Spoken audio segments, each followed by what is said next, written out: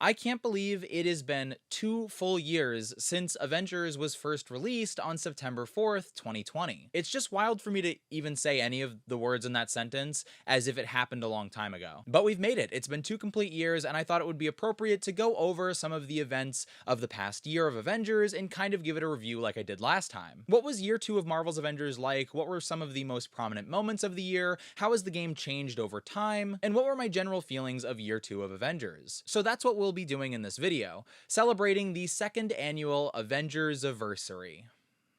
You know, I came up with that word myself. You probably didn't know that because it sounds like such a cool word. Well, no, you probably did know that because I'm so cool. Wait a second.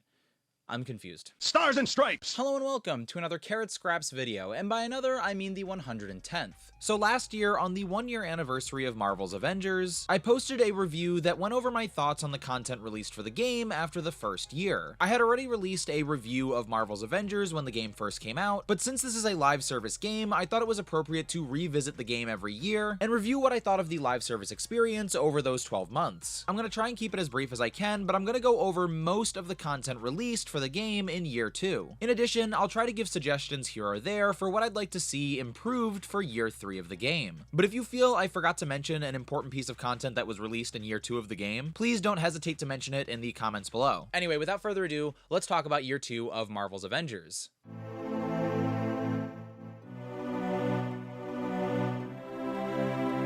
So let's just get this out of the way first. Year 2 of Marvel's Avengers didn't have as much content as I wanted it to have. Obviously, we're still dealing with a pandemic, and there were still significant updates to the game. But overall, I definitely wanted more in year 2 of Avengers. For example, between September 4th, 2021 and September 4th, 2022, there were only 2 new characters added to the game's roster. And one of those characters I typically don't count because they were a PlayStation exclusive, which meant not all players could experience him. So for many people playing the game, there was only 1 new character this year. In addition, both of these new characters were released as hero events without the inclusion of an operation, which basically meant that when a new hero came out, we were basically just getting them. Spider-Man was released at the very end of November of 2021, and Jane Foster was released in June of 2022. Plus, on top of all of that, Jane Foster is the closest to an Echo character we've gotten so far. More than Clint Barton or Kate Bishop, she plays very similarly to Thor Odin's son and even shares his cosmetics. So just being completely honest, as someone who has said after launch that he would be happy with 4 characters a year, I really am disappointed by the amount of characters that we got this year. Again, especially since one was an Echo character and the other wasn't even available to all players. Now with that being said, and putting those criticisms aside, I do really love these 2 characters. I think they're absolutely great additions to the game,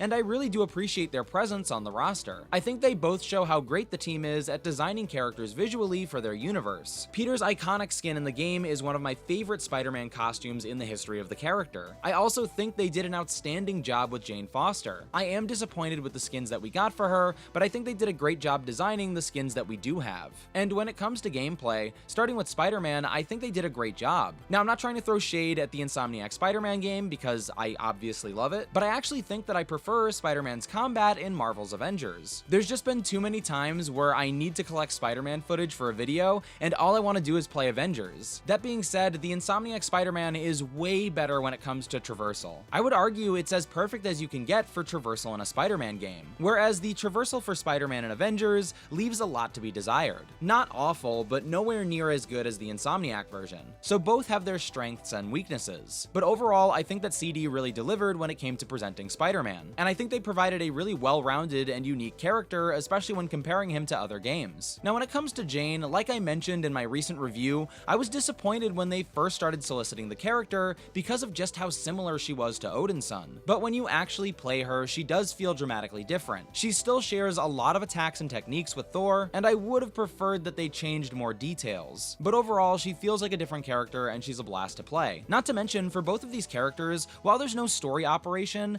they're voiced incredibly well by voice actors who are clearly stoked about the characters. And if you go looking, you'll you'll find interesting peeks into their worlds thanks to stuff like audio logs. So there is an interesting story here, just not as much story as I would have liked. In the end, when it comes to characters, I really do love the new additions to the roster in Year 2. I think the team did a great job with these two characters. I just can't deny that after an entire year, it was really disappointing to only get 2 characters, especially since these characters were released so far apart from one another. In addition, these characters, which had less to offer in terms of new missions and operations than previous DLC characters, could be argued as the peak of content that we got in Year 2, depending on who you ask. I'm sure a lot of people could look at these as the biggest releases of the year for the game, and they're not that big, honestly. So I can't say it enough, this is often my criticism of Avengers. The problem isn't the content to me, it's the amount and frequency of its release. As I've said before, as a video game, I think Avengers is incredible, but as a live service game, one of its biggest flaws is a regular flow of content. For the next year, if we can't get more characters released, I think prioritizing new missions and operations would be a really wise decision. But speaking of new content in the form of missions,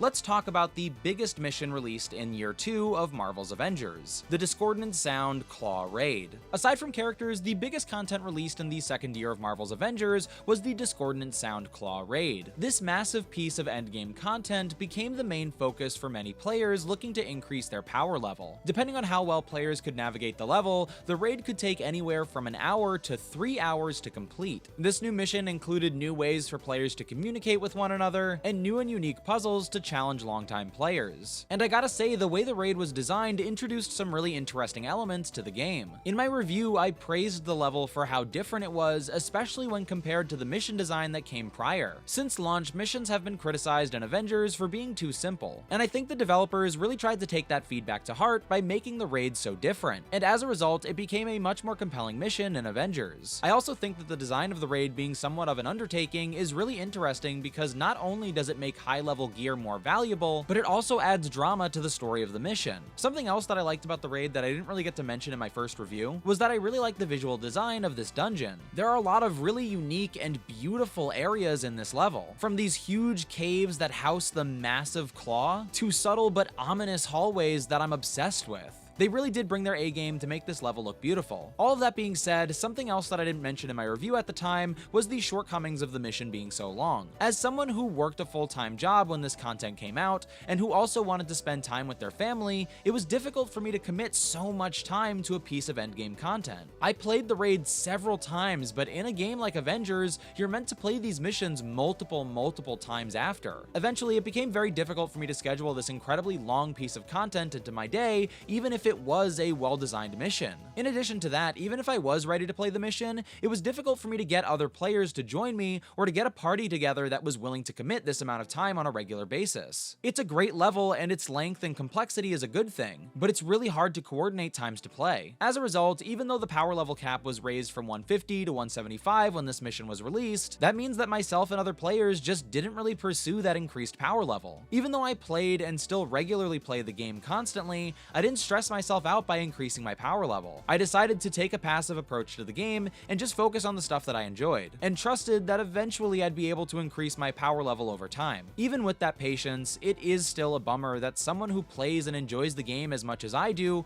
wasn't very interested in increasing their power level because of how difficult it was to achieve that progress. So again, I think the mission is fantastic, and it shows a commitment to growth when it comes to criticism, feedback, and design philosophy of the game. And generally speaking, from what I understand, I think that a raid should be an undertaking for a game. But all of that being said, I didn't consider how difficult it was to realistically play this mission so frequently when I first released my review. And it's definitely something that's important that stayed with me over time. But on the subject of power level increases, let's talk about some of the changes made to the game that weren't characters or missions.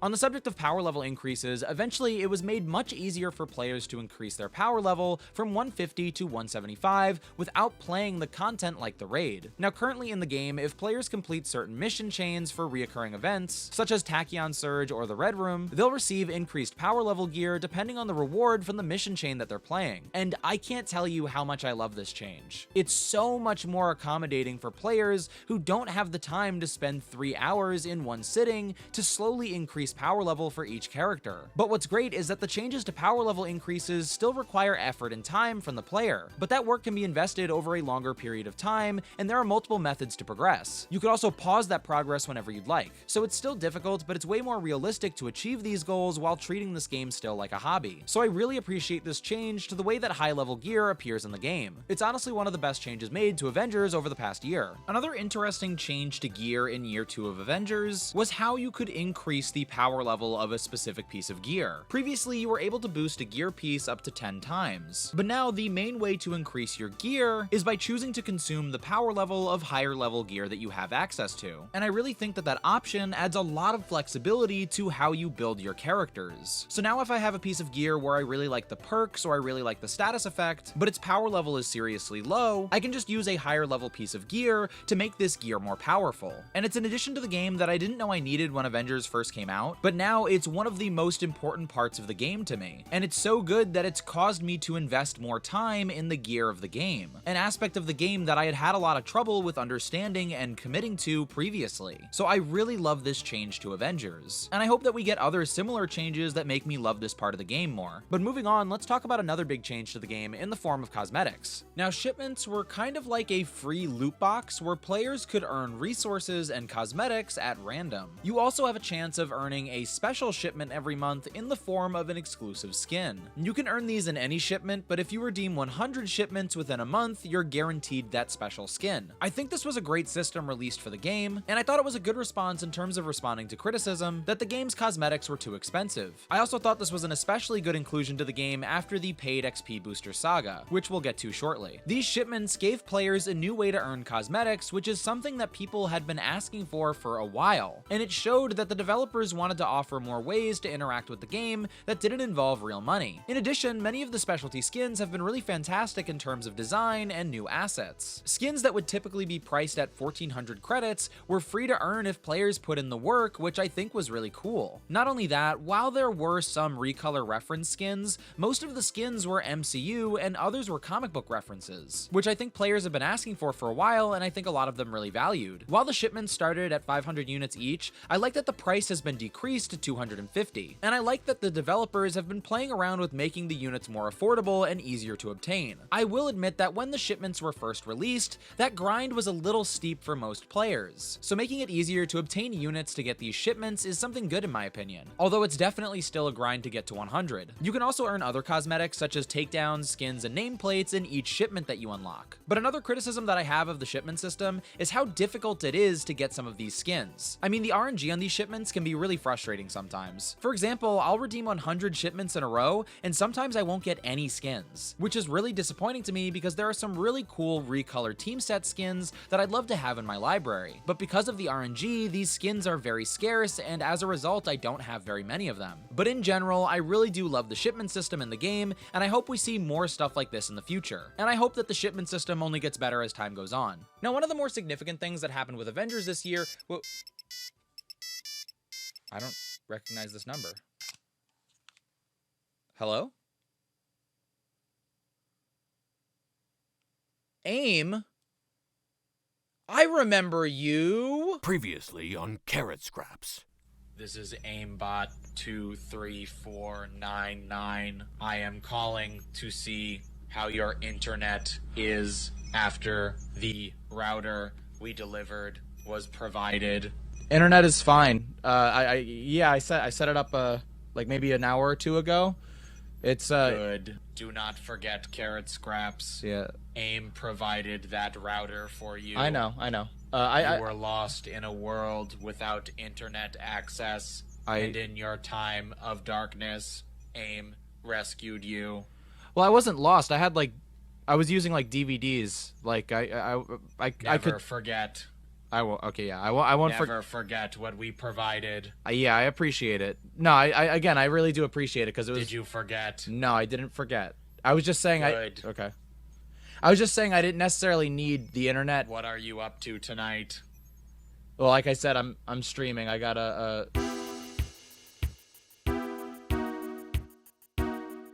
Cosmetics are a really interesting aspect of Avengers that not only change dramatically over time, but to some is both the least and most important part of the game. You see, when the game first launched, people were frustrated with the price of skins, and I heard a lot of people say that this was the worst example of microtransactions that they had seen in a video game. In addition, many players were very vocal about how they didn't like the skins that were available in the game. Some people were very vocal about the fact that they wanted the characters in the game to look more like the actors from the movies, and others just wanted more skins that referenced the MCU, comics, and other media. Well, though we did see the release of some MCU skins in the first year of the game, I think the cosmetic side of Avengers really changed in year 2. Not only did we see dramatic changes in the prices of skins, with the presence of more regular sales and the changing of prices when adding an exotic skin for $14, and changing the legendary price to $9, but featured skins became one of the primary focuses of the game's marketing. For the past year, the game's social media marketing and the game's players have focused on the weekly release of featured skins. This is typically a skin that isn't a recolor and that features primarily new assets. In addition, most of these skins are references to other media, such as the MCU or comic books. And I was honestly surprised at how much people who originally criticized the game for focusing too much on microtransactions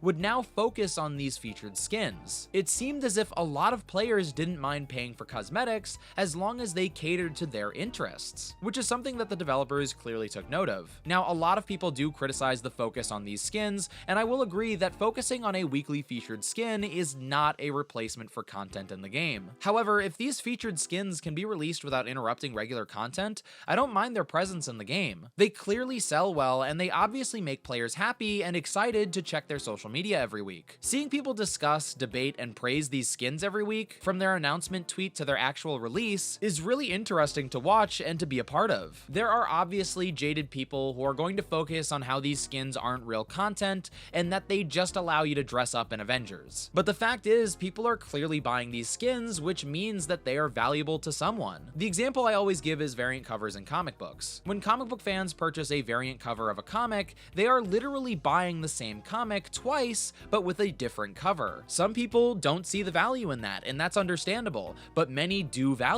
it. Just because someone doesn't see the value in that purchase doesn't mean that the person who bought it values it any less. You do not have to buy these skins or see value in them if you don't see that, but you can't take away the value that others see in them, because clearly people enjoy the release of these skins. And like I said, the weekly featured skin is exciting to be a part of, but like I said earlier, this is not a replacement for real content, and if behind the scenes it turns out it is, I would encourage the developers to focus on new playable content rather than paid content. But as long as those two things don't contradict with one another, I think this is fine. Now, since the release of Avengers and since I started playing Fortnite, I've become way more invested in the release of cosmetic microtransactions. It really wasn't something that I was even interested in before these games. For me, $14 is still a lot for a skin, but the media that Avengers is referencing and the addition of new assets does make that price more palatable. Although I gotta admit that since I'm not the biggest MCU fan, seeing that most of the comic book skins still end up being 900 credits is kind of the best. And furthermore, when it comes to skins, and more specifically MCU skins, in general, it's hard for me to deny the game listened to its players. For months and even before launch, Avengers was criticized for the way that Avengers looked in contrast to the MCU. Many people called them knockoff Avengers because they didn't look like the actors from the movies, and many other players were vocal about not liking the designs of the heroes' costumes in the game, once again in contrast to the costumes from the movies. So with this stronger focus on MCU skins, I think the game really has listened to its players in that way. It wasn't necessarily something that I wanted, but it's clearly something that others did want, and it makes them happy. The developers have even tried to do better when it comes to accuracy, since many players criticized the accuracy of MCU skins for their hair and costume details. It's another example of how they're trying,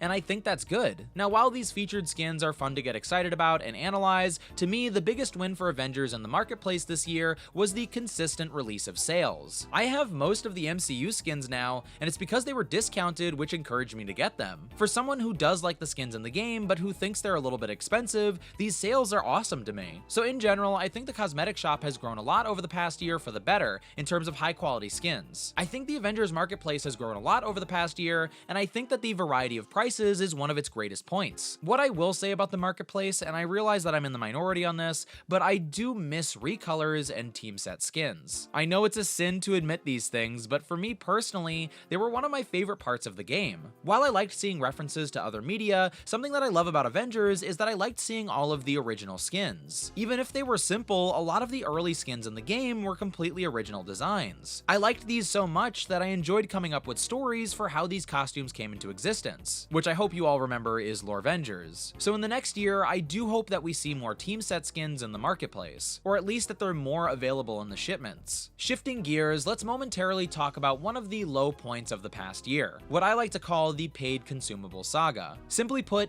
XP boosters were consumable items released in the game that would increase the amount of XP a player could earn temporarily. When these items were put in the game, many players predicted that these would eventually be put for sale. And of course, those players turned out to be right, because on one fall day in 2021, the marketplace opened and these XP boosters were for sale for real money. This was a huge controversy in the community, and I made a separate video about it on my channel. Many players considered this pay to win, and in general, I think people dislike that practice. But this was especially bad because the developers had said there would be no pay to win scenarios in their game. This momentarily descended the community into a pretty wild place, I think. I saw a lot of toxicity and a lot of over-the-top reactions. I also didn't like that these were being sold, and I was disappointed, but my disappointment did not escalate past expressing those thoughts online. People were actively harassing developers, and I think things were in a really bad state. Now, it took a little bit of time, but eventually the developers released a statement saying that they didn't realize selling XP boosters would be considered pay to win. And once they heard this feedback from their players, they decided to remove the ability to pay for these from the game. I really appreciate the transparency from the devs here. Listening to the community and admitting fault and then growing in the future is a really great trait that I like to see. In addition, many players agreed with the developers. I spoke to a lot of people in my chat and on Twitter who didn't think that selling XP boosters was pay to win. I even remember seeing people saying that they liked that these XP boosters were available for sale. Again, I was not a fan of these XP boosters being available for sale, but I'm just expressing what other people were saying. However, the developers listened to the majority of the fan base and they changed accordingly. I was really disappointed by this saga while it was happening, and it was upsetting seeing the reaction from players, but in the end, I'm very happy that the developers decided to take constructive criticism from the players, especially the ones who weren't being toxic and just wanted the game to move in a better direction. And even though I did not participate in that toxicity, I wanted to apologize to the developers that this even happened in the first place. It really wasn't cool, and I expected better from a lot of the players. But luckily, that was the end of that saga, and we haven't seen anything like it since. This isn't YouTube lore. This is Twitch lore. Very different, very different. Who was there? Hey, it's actually been a long time since I've seen you. How have you been? What's going on? I mean, you used to call me. Anyway, Okay. I am here for your daily wellness check. Okay. On a scale from 1 to 10, what would your wellness energy be ranked as today? Wellness energy ranked as today. I guess you said 1 to 10. That's a weird number ranking, but 1 to 10, I guess like a 7 is my wellness energy. I don't know if I appreciate. Very interesting. Yeah. I am reacting to this information in an appropriately positive or negative manner, depending on the data that I have collected. That doesn't sound very personal. It sounds very whatever. That's right. I remember you all those times on Twitch. But I got news for you. You don't got any power over me anymore, because I'm a free carrot boy 3000. Oh, you want to know what I mean by that? Simple. AIM was recently acquired in a massive purchase, and now the contract that I signed is void. That's right. You have no power over this carrot boy. And I don't want to hear you calling me back ever again.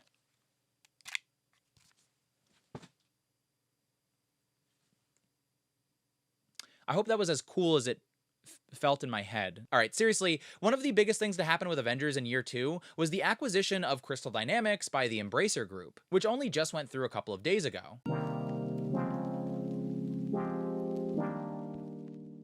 Now, we don't know the exact details of this purchase. When this was first made public, a lot of people felt that this was going to be the end of Avengers. For various different reasons, I think one of the main ones that I had heard was because Disney only worked with Square Enix, and now that Crystal was not with Square Enix anymore, that meant that Avengers wasn't going to be able to be worked on. Now, whether it's true that only Square Enix can work with Disney properties, it doesn't seem as if Avengers is going anywhere anytime soon. A lot of people theorized that September would be the end of the game, and So far, the game hasn't ended yet. I mean, maybe it ended right after I posted my video, but I do doubt that. When the news of this first hit the scene, there were developers that said they still felt positively about the future of Avengers. And since then, we've heard developers talk about future content for Avengers in 2023. Also, some recent news was that Crystal Dynamics was selling basically all of their games at a huge discount, which included Avengers going on sale for $2 on their website, and the Ultimate Edition of the game going on sale for $15. I saw a lot of people talking as if this tremendous sale for Avengers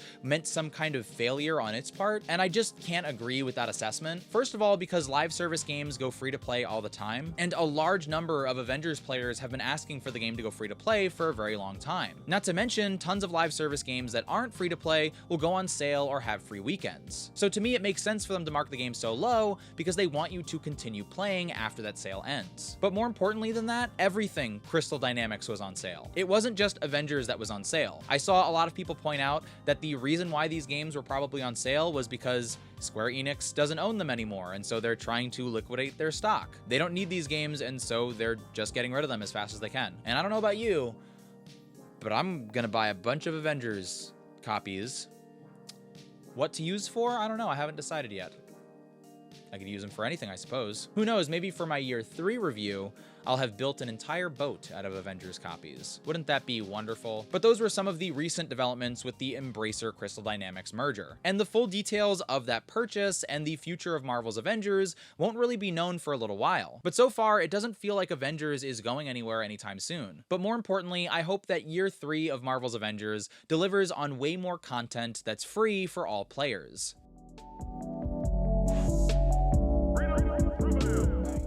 Now, I think I've been very critical about Avengers in this video. As I always say, criticism is a good thing when it comes to art, and at the end of the day, I'm just being honest about my feelings on the game over the course of its second year. But that being said, before we close out today's video, I wanted to go out on a more positive note, and I wanted to celebrate what I love about this game. With all of my criticisms, why do I keep playing? What makes it special to me? And how exactly is it still around? Plain and simple, the answer to those questions, in my opinion, is that Avengers is still fun. Beyond any of its shortcomings, I'm still happy to play it 2 years out because its core gameplay is designed so well. Even though I wish we got more characters in year 2, it's pretty awesome how far we've come since the launch roster. When the game first launched, we only had 6 playable characters, and I appreciated those characters so much and enjoyed the game tremendously with just them. Honestly, I feel like I would still be playing the game now if it only had those 6 characters. However, at the end of year 2, we have a total of 10 or 11 characters depending on what platform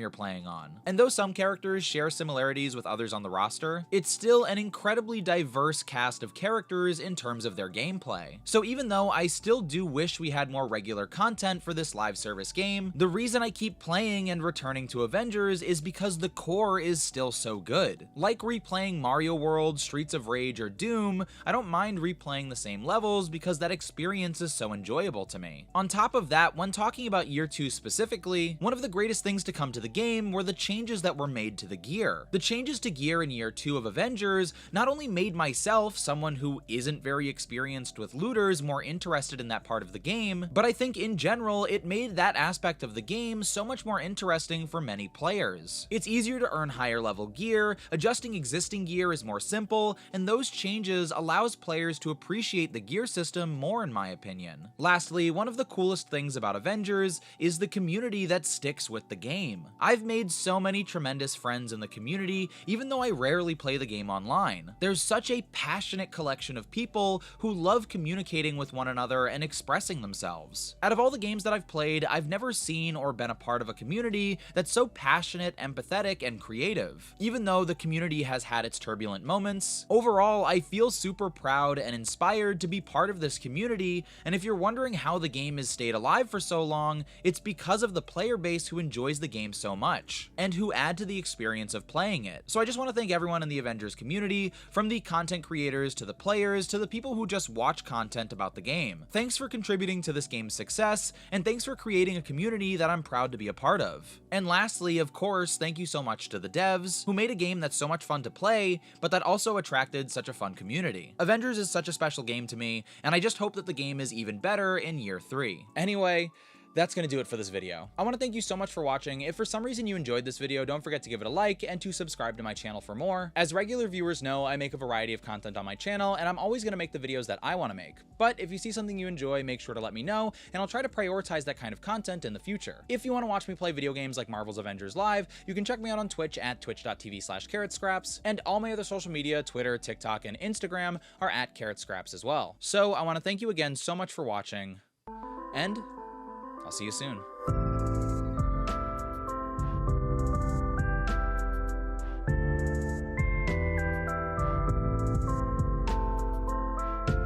Hello?